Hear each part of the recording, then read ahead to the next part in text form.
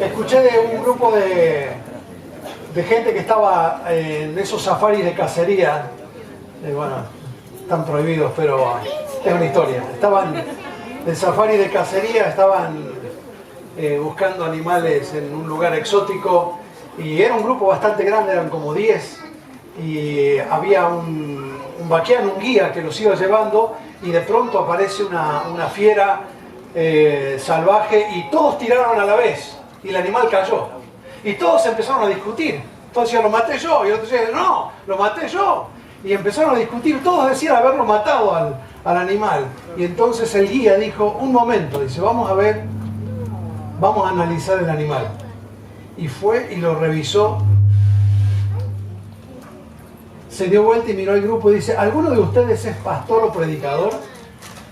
Uno dijo, sí, yo soy predicador. Dice, bueno, usted es el que mató el animal. ¿Y cómo lo supo? Dice, muy fácil, porque la vara le entró por una oreja y le salió por la otra.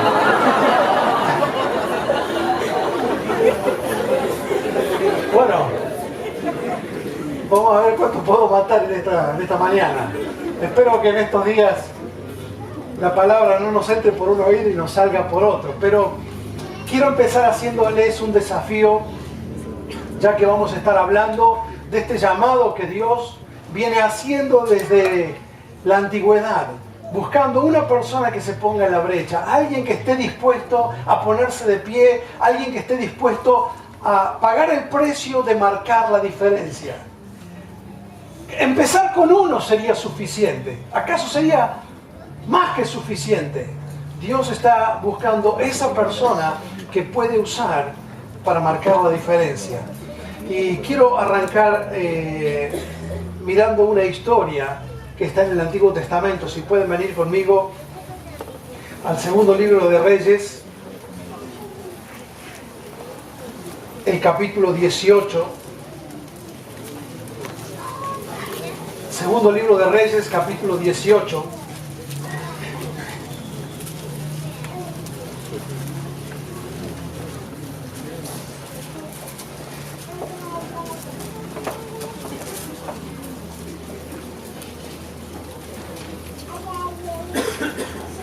Vamos a leer los primeros 7 versículos.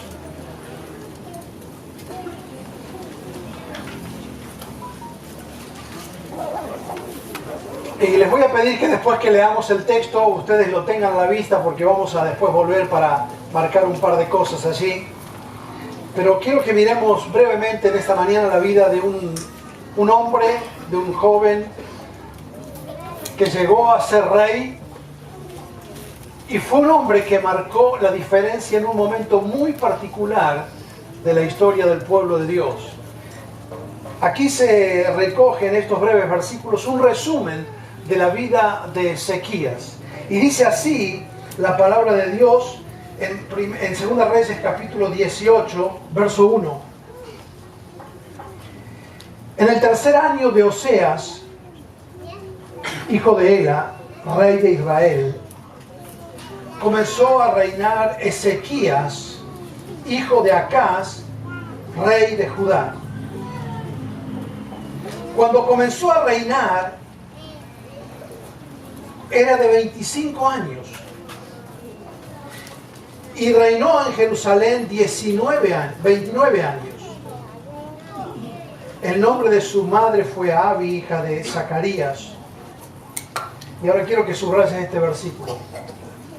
Hizo lo recto ante los ojos de Jehová, conforme a todas las cosas que había hecho David, su padre.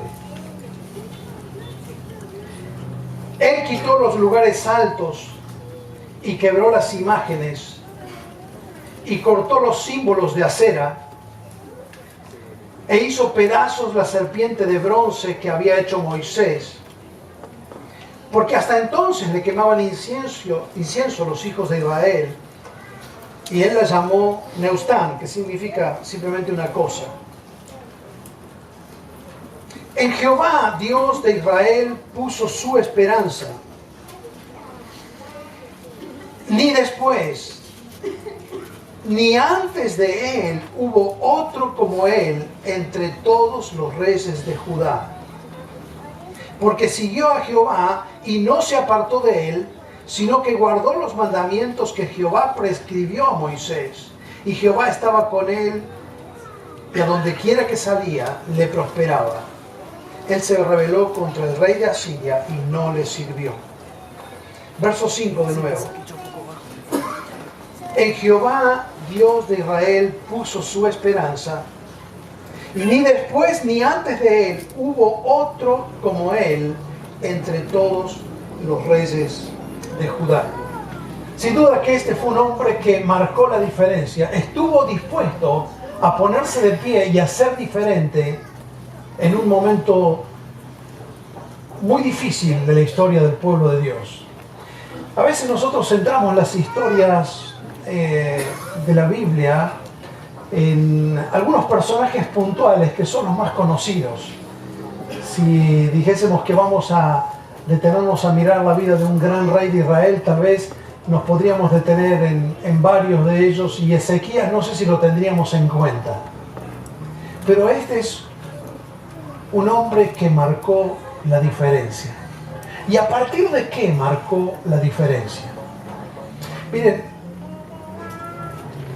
básicamente en la Biblia tenemos más o menos unas 1000 historias de personas. Puede haber algunas más, pero estamos haciendo un número redondo. Es para que ustedes tengan un cálculo, una idea. Más o menos tenemos, con algunos datos, mencionadas unas 1000 personas.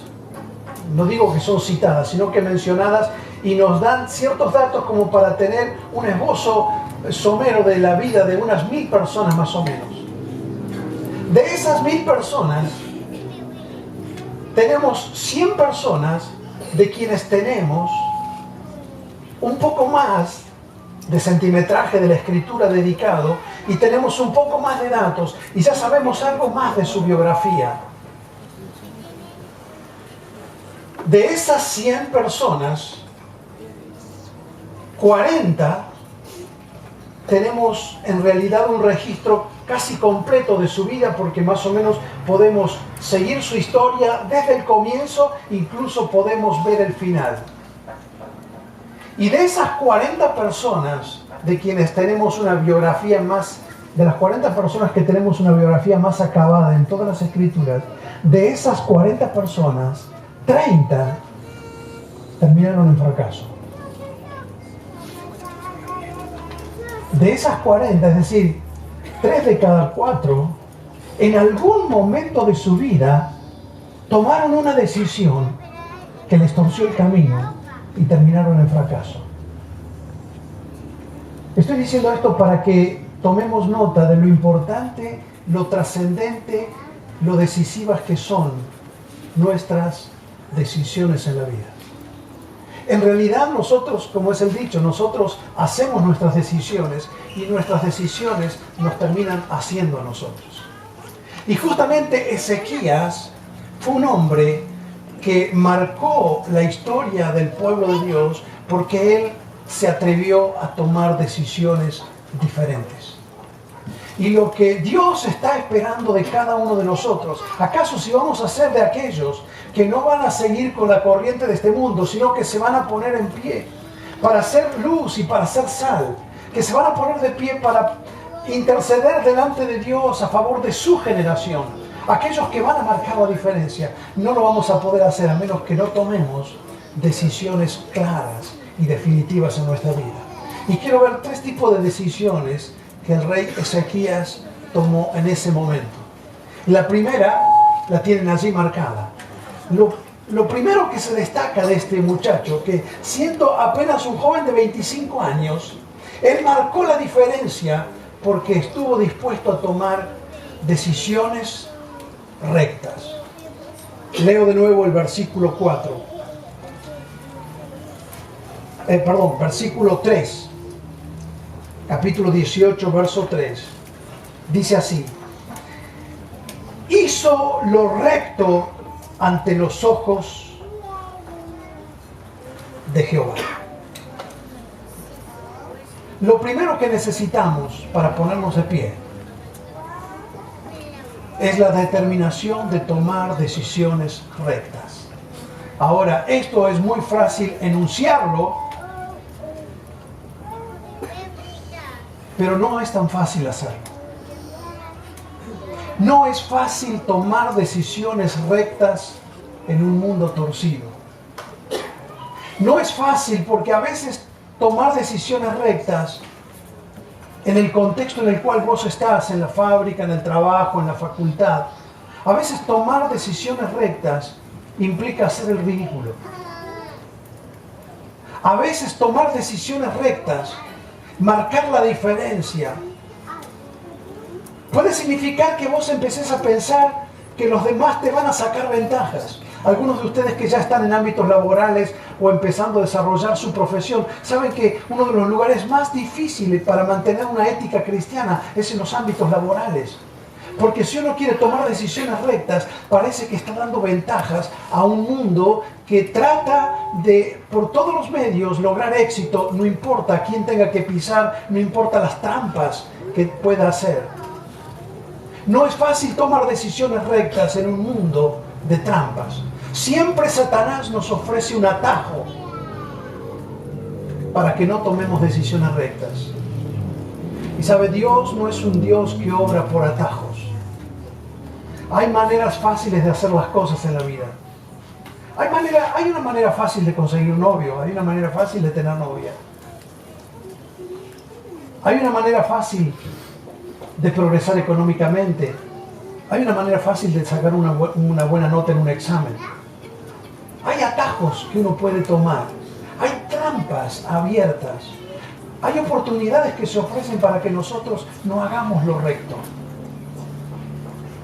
Y Ezequías surge en un momento donde hacer lo recto no era lo común en Judá. Pero él estuvo dispuesto a hacer lo recto. Miren la foto de este muchacho que van a ver ahí. No lo alcanzan a ver, ¿no? Él es Ben Johnson. Fue la primera persona sobre el planeta, sobre la faz de la Tierra, que pudo correr 100 metros en menos de 10 segundos.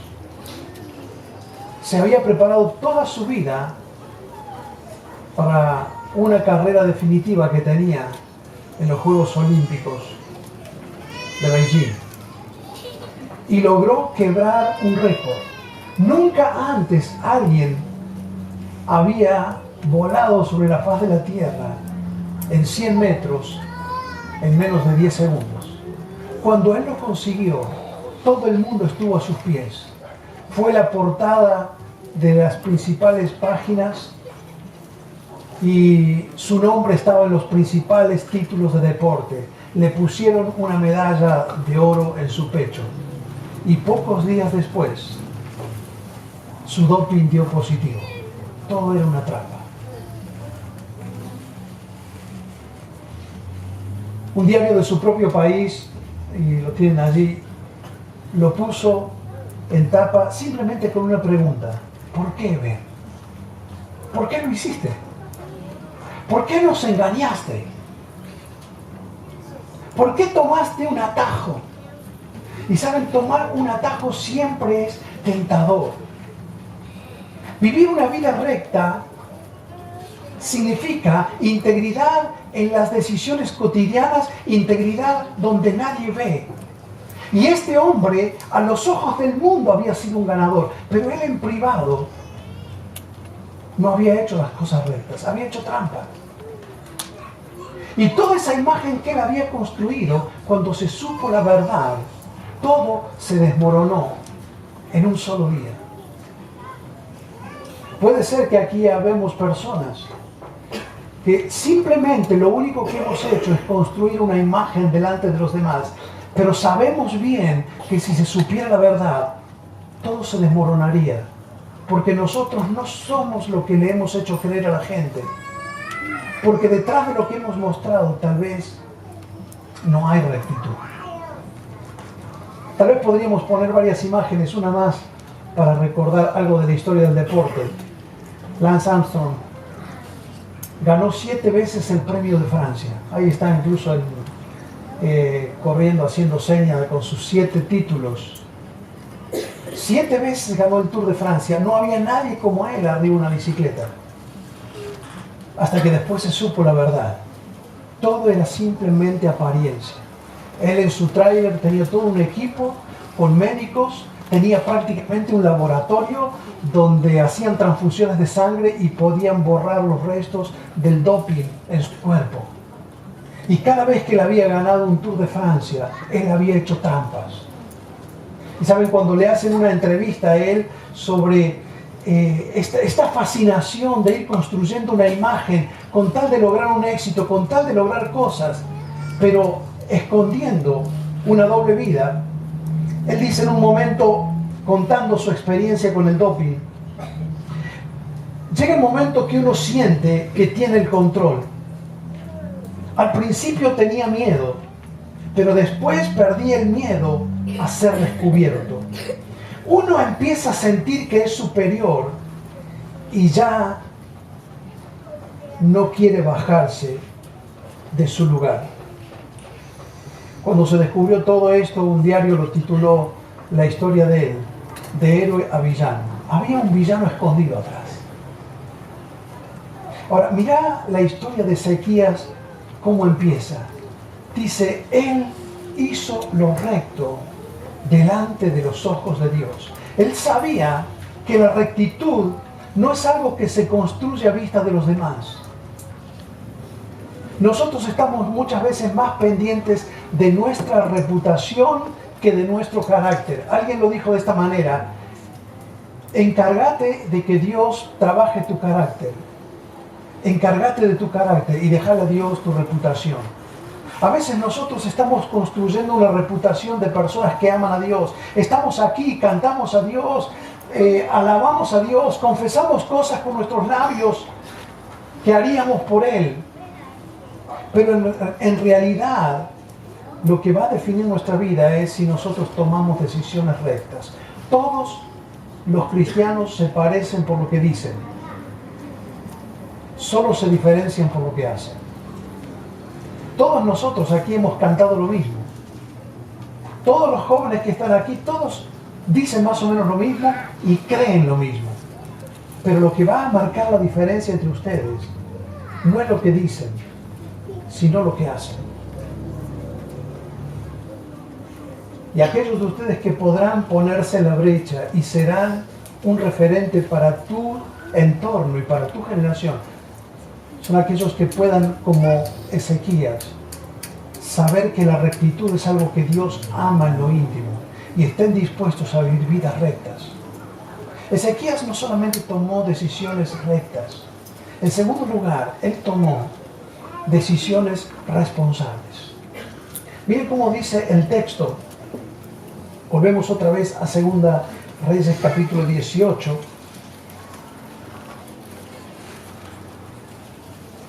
Dice el verso 1, en el 3er año de Oseas, hijo de Ela, rey de Israel, comenzó a reinar Ezequías, hijo de Acaz, rey de Judá. Ahora, cuando empieza la historia, empieza muy mal, porque dice de entrada que él era hijo de Acaz, era hijo de uno de los peores reyes que Israel había tenido. Como Josías, que venía de la descendencia de uno de los peores reyes de Israel. Es decir, su entorno no le facilitaba para nada la tarea. Sin embargo, cuando termina la historia, y lo hemos leído, dice, no hubo nunca antes ni después un rey como él en Judá. ¿Qué es lo que convirtió a este muchacho que tenía una historia en contra en una persona que realmente marcó la diferencia? Es que él tomó decisiones responsables. Él no se decidió a vivir por lo que había sido su historia o su familia. Ustedes saben, la psicología, hasta el hartazgo nos ha dicho que el hombre es él y su pasado.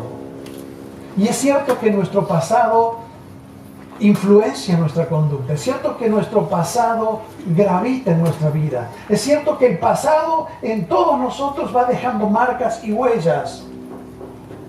Pero no es el pasado lo que determina tu vida. La sociología dice, no, el hombre es él y su entorno social. Es decir, lo que un hombre va a hacer está condicionado y está determinado por su entorno social. La economía dice, no, el hombre es él y sus recursos humanos. El humanismo dice, el hombre es él y sus circunstancias. Pero la Biblia está llena de historias que desmienten esto. Porque el hombre no es él y su pasado, no es él y sus circunstancias, no es él y sus recursos, es él y su Dios. Los recursos, las circunstancias, el pasado, el entorno, puede de alguna manera influenciar, pero no es lo determinante en la vida. Cuando vos das lugar a Dios en tu vida, eso pesa más que todo lo demás. Y Josías y Ezequías lo que hizo fue dejar de buscar en su pasado la excusa para no ser lo que él debía ser. Y chicos, si nosotros vamos a marcar una diferencia, una de las cosas que tenemos que aprender es que nosotros no podemos venir con excusas de lo que fue nuestro pasado. Tal vez tu pasado no fue mejor, porque tu papá se emborrachaba, porque había violencia en tu hogar, porque tus padres se separaron, hubieses querido tener otra infancia, hubieses querido tener otra familia, pero a veces nosotros miramos todo eso y creemos que eso es lo que va a condicionar el obrar de Dios en nuestra vida. Y entonces en vez de despegarnos de eso, estamos buscando en eso la excusa para no ser lo que debiéramos ser. Y entonces decimos, y lo que pasa es que si yo hubiera tenido una familia diferente, si yo hubiera tenido un padre diferente, entonces hoy yo sería otra persona. Ezequías tenía todo en contra. Su papá no era un buen ejemplo para él. ¿Saben? Hay algo que vos podés hacer que él hizo. Y es, si no tenés un modelo cerca a mano, podés buscar un modelo bueno en otro lugar. Y Ezequías lo buscó en la historia. Si volvés al texto de Segunda Reyes, ahí lo tenés, el capítulo 18, dice el verso 3, e hizo lo recto ante los ojos de Jehová, ¿conforme a quién? ¿Cuál fue el modelo que él buscó? David. Ya que no tenía un modelo para ser inspirado en su propio entorno cercano, lo buscó en la historia y lo encontró en David. Supo que en la historia había hombres que habían sido diferentes, que aunque él no tenía en su entorno primario personas que podían ser fieles a Dios y que podían marcar la diferencia, lo buscó en la historia y lo encontró en David. Y así como David había puesto en Dios su pasión, así como David había puesto en Dios su esperanza y su confianza, este hombre hizo lo mismo. Ahora podemos decir, bueno, pero David tampoco no fue un gran ejemplo, también tuvo sus errores, tuvo sus fracasos. Sí. Dice, él buscó al Dios de David, su padre. En realidad David era el tatarabuelo de él. Él buscó el mejor ejemplo que tenía. Ezequías no tenía lo que nosotros tenemos, que es el mejor ejemplo. Nosotros tenemos una ventaja, vos tenés una ventaja que Ezequías no tenía. Él buscó a David porque fue el mejor ejemplo que tuvo en la mano. Nosotros tenemos un mejor ejemplo que David.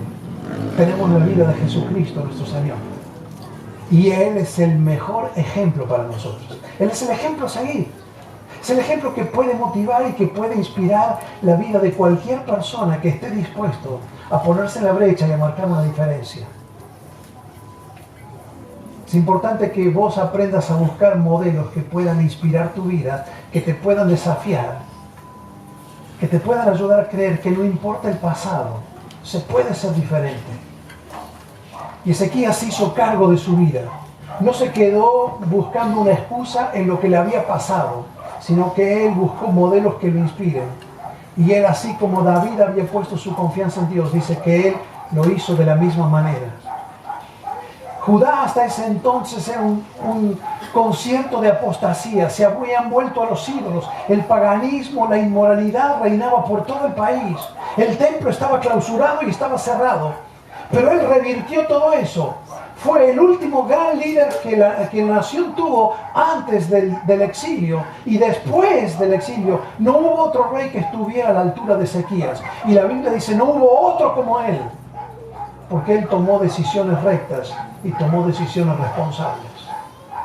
Pero en tercer lugar, él tomó decisiones radicales. Segunda Reyes, volvemos al capítulo 18. Y me gustaría que subrayes algunos verbos allí, que están en el verso 4, que describen que las decisiones que él tomó fueron radicales. No fueron decisiones tomadas a medias.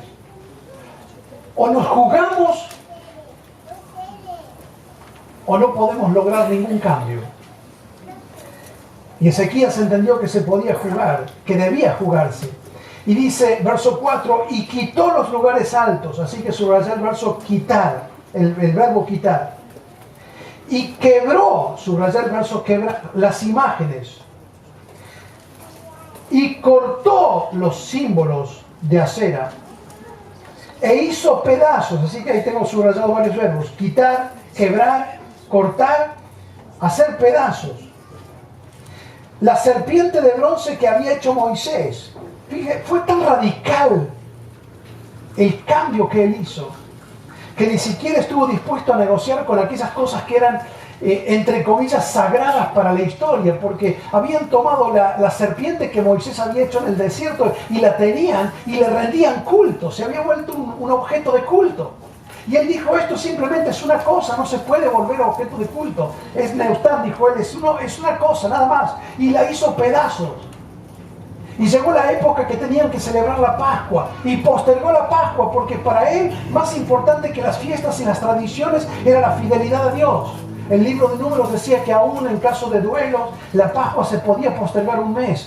Y como el pueblo estaba en pecado, para volver todo el pueblo a Dios, canceló toda fiesta, toda celebración. Y puso como prioridad destruir todas las imágenes de aceras y romper todos los lugares altos.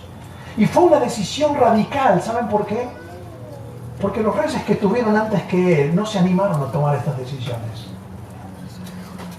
Hay una palabra, una expresión que se repite 7 veces. Ustedes saben que la vida de Ezequías está contada en el libro de Reyes, en el libro de Crónicas y también en el libro de Isaías.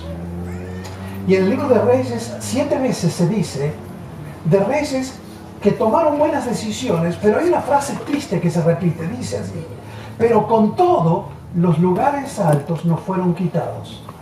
Y después subió otro rey, implementó algunas reformas, hizo algunas cosas buenas, y dice otra vez, pero con todo los lugares altos no fueron quitados.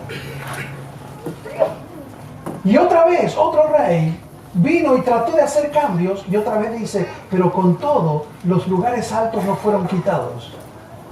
7 veces en el libro de, 7 veces en el libro de Crónicas y 2 veces en el libro de Reyes. ¿Por qué se repite tanto esto? Porque ese era un tema con el que ningún rey se quería meter. Es como si un presidente hoy asume la presidencia de la nación y su primera decisión es una guerra abierta contra el narcotráfico. O es ir en contra de la ideología de género. Son decisiones antipolíticas. Estaba tan metido esto de los lugares altos, estaba tan influenciado aún por apoyos desde el extranjero, que subsidiaban a sacerdotes y tenía gente que servía en estas formas de culto, que ningún rey se animaba a meterse con estas cosas. Sin embargo, Ezequías dijo, si no es total, la fidelidad no es tal. Fidelidad es compromiso total, no es a medias. Obediencia a medias es desobediencia total. O, como es el dicho, obediencia parcial es desobediencia total. Y entonces él dijo, a menos que no tomemos decisiones radicales y cortemos de raíz con todo, no podemos traer una nueva oportunidad de avivamiento para el pueblo. Y él tomó decisiones radicales. ¿Sabe que cuando Jesús enfrentaba a sus seguidores, él hablaba en términos radicales? Para Jesús un discípulo no podía ser una persona mediocre, no podía ser una persona media. Jesús decía, si tu ojo te es ocasión de caer, quítatelo. Y no estaba hablando de una práctica de ascetismo, simplemente estaba diciendo, la forma de seguir a Jesús es con decisiones radicales. La forma de vivir la santidad es agresiva. No hay manera de que nosotros podamos ser fieles a Dios si no estamos dispuestos a pagar el precio de tomar decisiones radicales. Mis queridos, estamos demasiado acostumbrados a la mediocridad. Se nos se nos ha hecho parte de nuestra vida. Hoy la vida cristiana es muy mediocre. La vida de muchos cristianos es totalmente mediocre. De modo que cuando aparece alguien que quiere tomar un compromiso más radical con el Señor, nos parece que tiene un llamado especial. No hace mucho estaba en una conferencia en mi provincia, y después que terminó la reunión, vino el muchacho que estaba tocando la batería, me vino a hacer algunas preguntas y empezamos a hablar, y yo veía que él tenía muchas inquietudes espirituales, y me hacía preguntas de la Biblia, y me hacía preguntas sobre la iglesia, y me hizo algunas preguntas sobre algunos libros que estaba leyendo, y algunos libros que quería anotar para leer. Y bueno, charlamos casi, no sé si una hora, pero un poco menos. Y después uno de los líderes de la iglesia viene y me dice: ese muchacho que estaba hablando con vos tiene un llamado especial de Dios. ¿Ah, sí? Sí. ¿Y cómo es que tiene? ¿Por qué decís eso? ¿Y por qué? ¿No te das cuenta? Le gusta leer la Biblia. Lee, no se pierde ninguna reunión. Le habla a sus amigos del Señor. Viene a las reuniones de oración. ¡Wow! Un chico que haga eso hoy es alguien que tiene un llamado especial. Encontrar un joven que ame leer la Biblia, que cuando viene un predicador le haga preguntas de la palabra de Dios, que no solamente le gusta leer, le gusta estudiar, le gusta orar, viene a las reuniones de oración, le habla a sus amigos del Señor. No, esto es algo fuera de serie. Tiene un llamado especial de Dios. Estamos tan mal que cuando alguien está haciendo lo mínimo, que es eso, nos pensamos que tiene un llamado especial. Eso es lo que se esperaría como mínimo de cada uno de nosotros. Si nosotros supiéramos lo que es ser radical, lo que es ser comprometido, eso sería lo mínimo. ¿Cuántos de ustedes aman leer la palabra de Dios, estudiar la palabra de Dios? Que aún tienen el reunirse a estudiar o a orar con la iglesia como prioridad antes de cualquier otra cosa. ¿Cuántos de nosotros hemos tomado un compromiso de vivir en santidad con Dios? Hemos cantado recién: Señor, quebranta mi corazón, entrego mi voluntad, estoy dispuesto a seguirte. Y querido, todo este movimiento que vamos a hacer este fin de semana, de gente que se va a poner en la brecha, simplemente va a ser una declamación muy linda que nos puede entusiasmar por un momento, por un fin de semana y nada más, a menos que nosotros no estemos dispuestos a tomar esto en serio. Y chicos, quiero decírselos bien claro desde el primer día: esto es en serio. Si no te bancás ser cristiano, no pierdas el tiempo. Esto no es para gente que no se lo banca. Esto no es para jugar a medias. Esto es todo o es nada. Esto tiene que ver con decisiones rectas, con decisiones responsables y con decisiones radicales. No hay otra manera de vivir la vida cristiana. Es todo o nada. Bertrand Russell dice en su libro El hombre y el destino: todos los hombres nacen con muchas vidas, pero mueren finalmente con una sola. Repito, todos los hombres nacen con muchas vidas, pero finalmente mueren con una. ¿Qué significa? ¿Qué quería decir con esto él?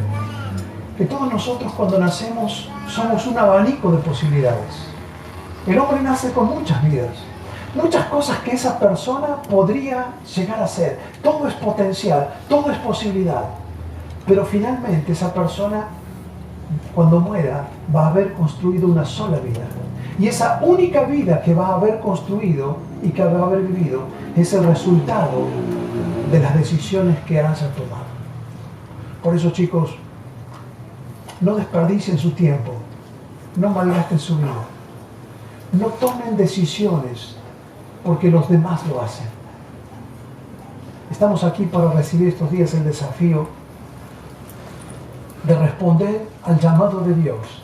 Él está buscando uno que se ponga de pie y diga: yo voy a marcar la diferencia. Tu vida finalmente terminará siendo el resultado de las decisiones que tomes. Ojalá pueda haber aquí chicos y chicas, hombres y mujeres, que estén dispuestos a forjar ese tipo de vida que es la que Dios va a usar, que estén dispuestos a tomar decisiones valientes, decir, Señor, yo quiero vivir para vos, yo quiero jugarme, yo quiero vivir en santidad, yo no quiero construir una fachada y estar viviendo una miseria y estar jugando con el pecado en mi vida. Quiero tomar hoy la decisión de vivir una vida con decisiones rectas, con decisiones responsables, con decisiones radicales. Vamos a inclinarnos en oración. Voy a pedir a los chicos que estuvieron ministrándonos en alabanza si pueden venir. Realmente tocó mi corazón esa última canción que cantamos y me encantaría que la podamos cantar otra vez. Y como una oración le podamos decir al Señor, Señor, yo quiero más de ti, quiero menguar y que tú manifiestes tu vida en mi vida. Quebranta mi corazón, te entrego mi voluntad. Todo lo que soy, Señor, todo lo que tengo es tuyo.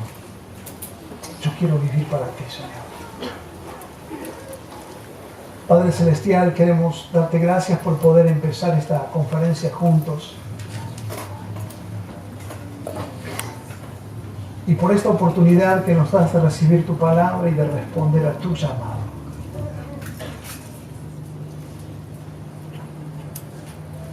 Y Señor, queremos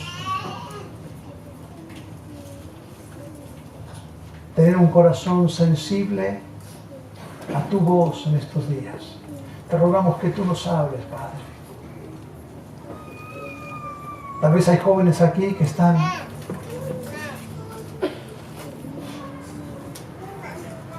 luchando con cosas en su vida que no están bien. Quizás han construido una imagen delante de los demás, pero en lo secreto ellos saben que no están viviendo una vida que te agrada.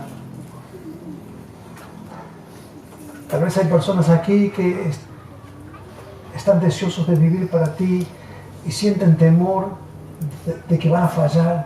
Oh Señor, infunde aliento a sus corazones. Que haya un verdadero despertar de tu Espíritu Santo en todos nuestros corazones. Que haya una nueva sed por amarte, por amar tus caminos, por vivir en santidad, por agradarte. Que haya aquí una generación que pueda marcar una diferencia en este país. Una generación que va a impactar a su propia generación, porque van a ser hombres y mujeres que en el barrio, que en el club, en la oficina, en la universidad, en el taller, son personas que van a conducirse de una manera recta, de una manera responsable y de una manera radical. Oh Señor, levanta de aquí hombres y mujeres que estén dispuestos a vivir, a ponerse en la brecha para ser la sal y la luz que este mundo necesita. Te lo pedimos, Señor, en el nombre de Cristo Jesús.